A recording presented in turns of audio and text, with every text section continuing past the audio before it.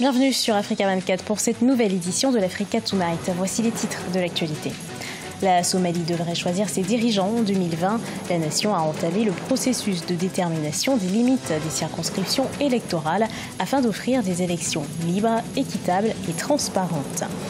Joseph Kadji Defosso, l'industriel et homme d'affaires camerounais, est décédé ce 23 août 2018. Il est considéré comme l'une des plus grandes fortunes d'Afrique francophone, avec une richesse estimée à près de 205 millions de dollars. Et puis, 190 pages destinées aux jeunes générations. L'activiste politique franco-béninois Kémi Séba était face aux médias burkinabés ce mercredi 22 août pour présenter son ouvrage « L'Afrique libre ou la mort ». 2020 devrait être une année électorale cruciale pour la Somalie. La nation choisira ses dirigeants sur une base individuelle, une approche différente des 3 dernières élections où le modèle électoral s'appuyait sur les anciens du clan et où le président était élu par le Parlement.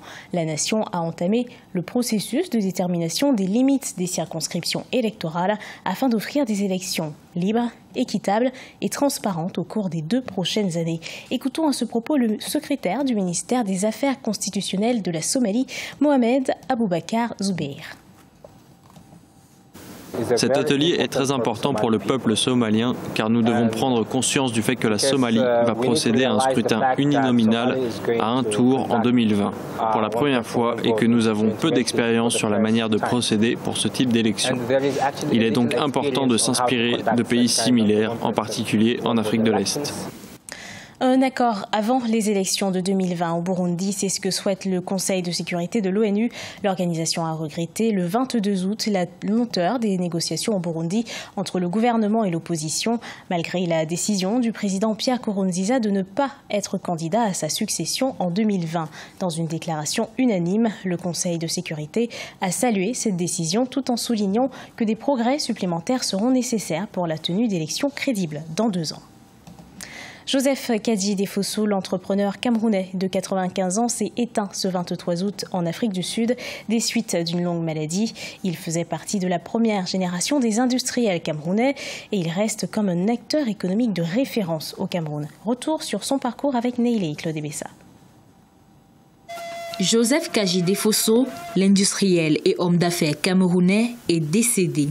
Le nonagénaire est décédé ce 23 août en Afrique du Sud des suites d'une longue maladie. Le patriarche Kadji Defosso, au-delà d'une marque déposée, était un pionnier de l'entrepreneuriat camerounais. Dans l'univers économique, il s'est démarqué par la création des activités à forte valeur ajoutée, au rang desquelles l'Union camerounaise des brasseries UCB, qui lui a consacré sa renommée. Une entreprise pérenne dont les produits se sont diversifiés au cours des années. Dans les entreprises ont eu le succès, je pense, à la rigueur dans la gestion, au choix des hommes chargés de mener à bien ces activités. Il avait une gestion positive à l'ancienne où tout était fait pour que l'entreprise réussisse. C'est pour ça que ces entreprises ont toujours été florissantes. Joseph Kadji Defosso, le dignitaire de Bana dans la région de l'Ouest Cameroun, aura tout accompli.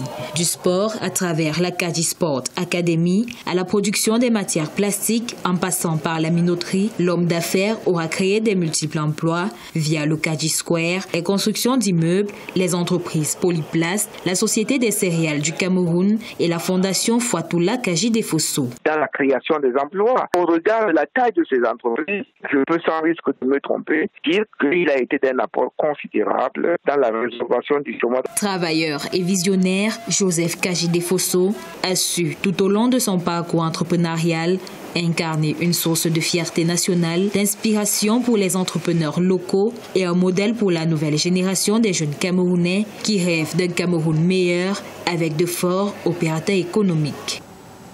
Et pour en parler, nous recevons Alain Foka, journaliste et auteur d'un documentaire sur Joseph Kadji Defosso. Bonsoir Alain. Bonsoir. Alors, Joseph Kadji Defosso était un acteur économique de référence au Cameroun. Que laisse-t-il comme héritage, selon vous ? Beaucoup de choses, parce que dire en quelques mots ce que laisse Kadji n'est pas suffisant. Je fais un documentaire dessus depuis bientôt 9 mois. Et je n'en ai pas encore fait le tour complet.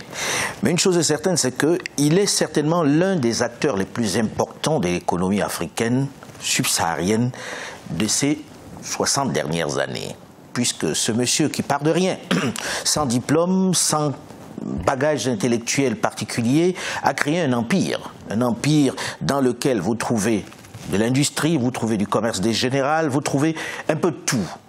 Et ce qui avait fait de fabuleux, c'est qu'il a décomplexé les Africains, les Camerounais surtout, parce que pour la première fois, on voyait un Camerounais se lancer dans l'industrie. Ce n'était plus du commerce seulement. Il a montré que tout est possible. Que tout est possible, sans bagage intellectuel, en ne parlant pas spécialement français, puisque l'école il a abandonné très tôt, et il crée la première brasserie au Cameroun, la toute première UCB, qui va faire concurrence à la toute puissante brasserie du Cameroun, cotée en bourse.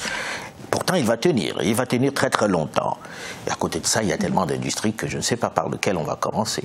Et justement, il était également partisan de l'indépendance économique dans le pays et sur le continent plus globalement. On peut le dire, est-ce qu'il était précurseur de la vision économique du pays et de l'Afrique? C'est en tout point un pionnier. Je viens de le dire, c'est un pionnier dans tous les cas, puisque quand il arrive à Douala, sans bagage, il commence par vendre des petits objets. Mais très rapidement, il va se dire, ce que les autres font, nous on peut aussi le faire. Et il n'avait aucun complexe. Dans le domaine du café-cacao, ça aurait été un artiste. Je veux dire, des gens qui étaient diplômés, méga diplômés, venaient lui demander des conseils. Et dans le documentaire que je fais, ils disent très bien, quand il parlait, on avait l'impression qu'il était largement au-dessus de nous en matière économique. Puis l'un de ses principaux concurrents, qui est Castel, le groupe Castel, qu'on ne présente plus en Afrique, qui est leader dans le domaine de la brasserie, dit très bien, et ce sera dans le film, pour moi, c'est certainement le plus grand capitaine d'industrie que l'Afrique noire ait connu. Et qu'est-ce qui a fait de lui, justement, ce génie, si on peut dire? Mais je crois que c'était tout à fait naturel chez lui. Il était fait pour le commerce. Quand vous discutiez avec lui, le respect s'imposait tout seul.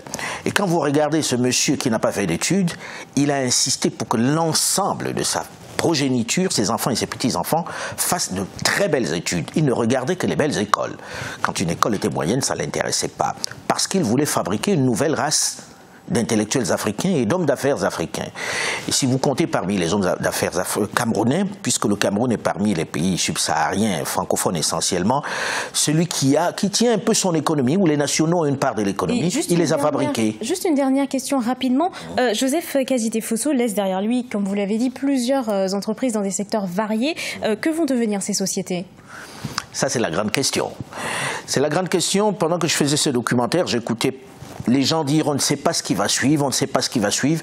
Mais ce que je sais, c'est qu'il a placé l'ensemble de ses enfants à la tête de la plupart de ces structures et que ces enfants s'entendent pour l'instant. En tout cas, ceux que j'ai croisés, pour l'essentiel, ils étaient conscients qu'il fallait préserver cet énorme patrimoine qu'ils laissent. Ces sociétés sont entre bonnes mains.